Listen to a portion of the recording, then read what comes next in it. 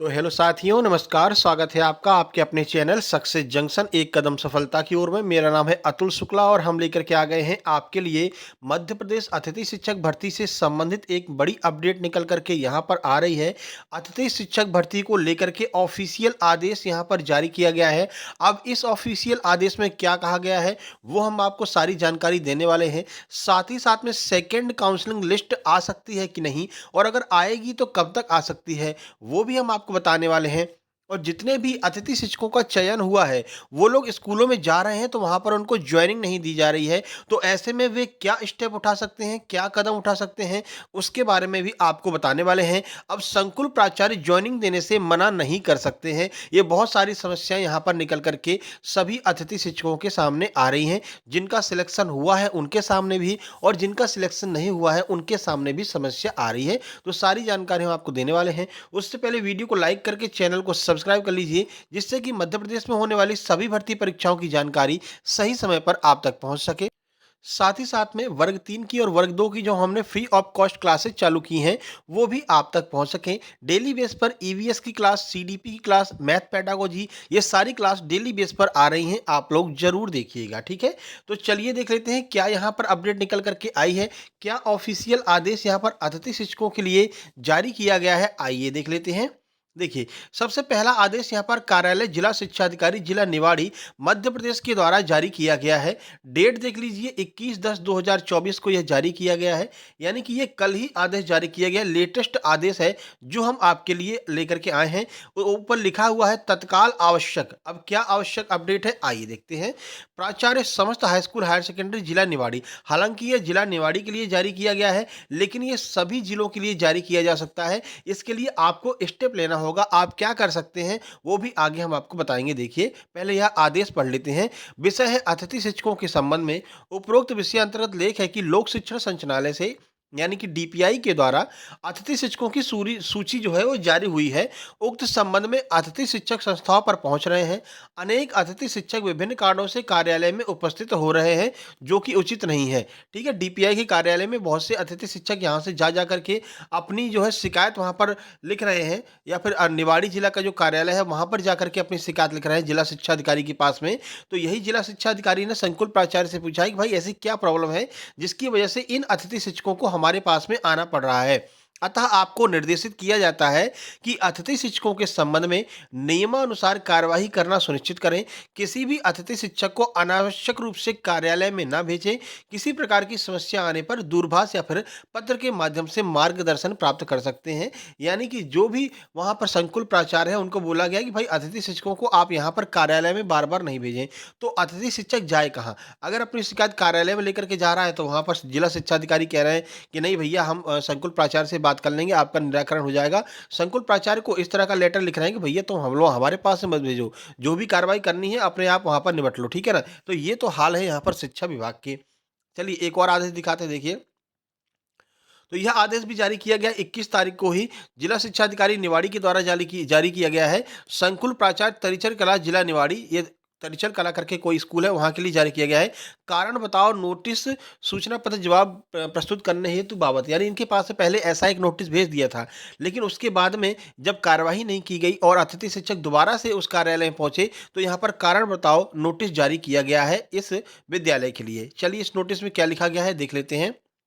उपरोक्त विषय अंतर्गत लेख है कि अतिथि शिक्षक प्रबंधन प्रणाली द्वारा चयनित अतिथि शिक्षकों का अवगत कराया गया है कि आपके द्वारा, मतलब जो भी चयनित अतिथि शिक्षक थे वो लोग वहां पर गए तो उन्होंने क्या बताया यहाँ पर जिला शिक्षा अधिकारी को, आपके द्वारा चयन के उपरांत भी अतिथि शिक्षकों को संस्था पर उपस्थित नहीं कराया जा रहा है। मतलब उनका सिलेक्शन हो गया है उस संस्था में, लेकिन फिर भी उनको ज्वाइनिंग नहीं दी जा रही है। इस संबंध में मैंने आपसे दूरभाष पर चर्चा करनी चाहिए, किंतु आपके द्वारा ना तो मेरा ना ही वरिष्ठ अधिकारियों को फोन रिसीव किया जा रहा है, जो कि अत्यंत आपत्तिजनक है। अतः उक्त के संबंध में आप अपना स्पष्टीकरण लेकर तत्काल हस्ताक्षरकर्ता के समक्ष उपस्थित हो, अन्यथा की स्थिति में आपके विरुद्ध अनुशासनात्मक कार्यवाही की प्रस्तावित की जाएगी, जिसका संपूर्ण उत्तरदायित्व आपका होगा। ठीक है। इन्होंने नोटिस भेजा लेकिन संकुल प्राचार्य ने कोई जवाब ही नहीं दिया। मतलब अधिकारियों की बात नहीं सुन रहे हैं, देख रहे हैं? मतलब जो भी प्राचार्य हैं, जो भी संकुल प्राचार्य हैं, वो जिला शिक्षा अधिकारी की बात ही नहीं सुन रहे हैं, ना कोई जवाब दे रहे हैं। जिसकी वजह से दोबारा से उनको कारण बताओ नोटिस जारी किया गया है और बोला गया है कि आप जॉइनिंग क्यों नहीं दे रहे हैं, ये बताइए। तो यहाँ पर बड़ी एक यहाँ पर निकल कर के आ रहा है कि हो सकता है भाई, यहाँ पर भाई-भतीजावाद चल रहा हो, ठीक है ना? भाई-भतीजावाद बिल्कुल चल रहा होगा, तभी ये जो है यहाँ पर ना तो जानकारी दे रहे हैं और ना ही यहाँ पर अतिथि शिक्षक को जॉइनिंग करा रहे हैं। ठीक है? तो घोटाला भी यहाँ पर चल रहा है। चलिए आगे आपको बताएँगे। एक और यहाँ पर आदेश जारी किया गया है, जिला गुना मध्य प्रदेश का है, देख लीजिए। ये भी 21 तारीख कल का ही आदेश है। आदेश है अतिथि शिक्षक जॉइनिंग परीक्षण समिति। अब इन्होंने क्या किया है कि जिनको जॉइनिंग नहीं मिल रही है, तो एक समिति बना दी है कि भाई इनको जॉइनिंग क्यों नहीं मिल रही है, इस बात का निराकरण कीजिए। मध्य प्रदेश शासन स्कूल जिला शिक्षा विभाग के द्वारा अतिथि शिक्षक 2024-25 में अध्ययन हेतु ऑनलाइन ज्वाइनिंग के समय अधिकतर शाला प्रभारियों द्वारा पद रिक्त न होने के कारण अतिथि शिक्षकों को उपस्थित नहीं कराया जा रहा है। संबंधित आवेदकों द्वारा कार्यालय में उपस्थित होकर उपस्थिति हेतु आवेदन प्रस्तुत किए गए हैं। संबंधितों के आवेदनों की जांच हेतु निम्नानुसार समिति का गठन किया जाता है। तो जो भी यहाँ पर अतिथि शिक्षक स्कूलों में जा रहे हैं, अगर उनको ज्वाइनिंग नहीं मिल पा रही है, तो उसकी जांच के लिए एक समिति यहाँ पर बनाई जा रही है कि आखिर उनको ज्वाइनिंग क्यों नहीं दी जा रही है। सच में वहाँ पर पद खाली नहीं है या फिर संकुल प्राचार्य कुछ गड़बड़ कर रहे हैं, ठीक है ना? तो इसकी जांच के लिए एक समिति का निर्माण किया जा रहा है। अब देखिए ये सारे काम क्यों हो रहे हैं? क्योंकि आप लोग शिकायत लेकर के जा रहे हैं। अब जैसे कि यहाँ पर आपको हम कमेंट दिखा दें, बहुत सारे कमेंट आपको यहाँ पर नीचे देखने को मिलेंगे।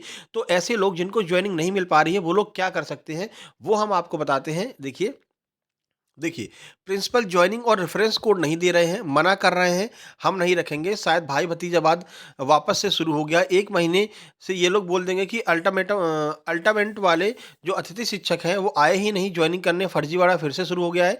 संकुल प्राचार्य किसी की नहीं सुनते हैं, इतने पैसे नहीं कि हम लोग कोर्ट में केस लगाकर समय और पैसा बर्बाद करें, पूरा सत्र खत्म हो जाएगा, भतीजावाद वालों को जॉइनिंग दे देंगे। तो ये बिल्कुल सही बात है, हो सकता है भाई ऐसा चल रहा हो। इसीलिए हमने आपसे प्रीवियस वीडियो में बताया था कि आप लोग स्कूल में ज़रूर जाइए।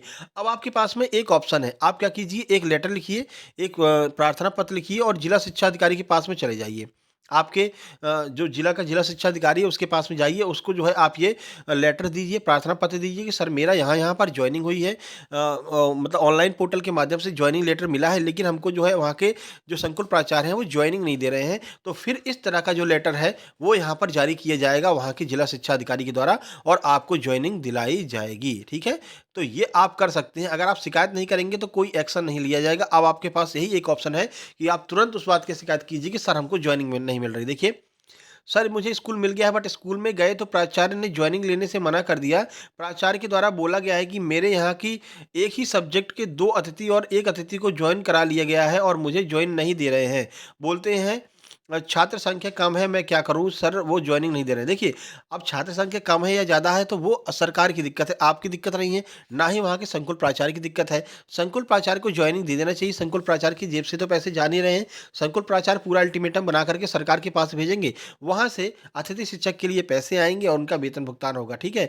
तो ये गलत बात है, इसके लिए भी आप सीधे एक लेटर लिख कर के जा सकते हैं अपने जो भी जिला शिक्षा अधिकारी हैं या उनकी मेल आईडी मिल जाएगी आपको, गूगल पर सर्च कर लेंगे। आप जिस भी जिला के निवासी हैं, उनकी मेल आईडी पर आप मेल कर दीजिए कि सर ऐसे-ऐसे हमें दिक्कत हो रही है, ठीक है? सर मेरा लाइब्रेरियन एसएस2 के लिए हुआ है, शिवनगर, महू, इंदौर, ये स्कूल का नाम दिया गया है, ठीक है? बोल रहे हैं कि आप यहाँ पर लाइब्रेरी का कोई काम नहीं है, इसलिए आपको दूसरे जो भी सब्जेक्ट दिए गए हैं, आपको पढ़ाना पड़ेगा, ठीक है? आपको जॉइनिंग भी, अगर आप नहीं पढ़ाते हैं, तो आपको जॉइनिंग भी नहीं दी जाएगी। अब इनका लैब पर सिलेक्शन हुआ है, लेकिन इनसे अन्य सब्जेक्ट को पढ़ाने के लिए बोल रहे हैं। तो ये सारी शिकायतें यहाँ पर सामने आ रही हैं, ये सारी परेशानियाँ अतिथि शिक्षकों के सामने आ रही हैं, जिनको जॉइनिंग मिल गई है उनको भी और जिनको जॉइनिंग नहीं मिली है, वो सेकंड मेरिट लिस्ट का इंतज़ार कर रहे हैं। तो हमने आपको कल भी बताया था कि 4000 सीटों पर अभी जो है जॉइनिंग नहीं मिली है। तो 4000 सीटों के लिए सेकंड काउंसलिंग कराई जा सकती है, अगर सरकार की मंशा रही तो, ठीक है? तो सेकंड काउंसलिंग भी हो सकती है, उसके लिए लिस्ट जो है वो जारी की जा सकती है।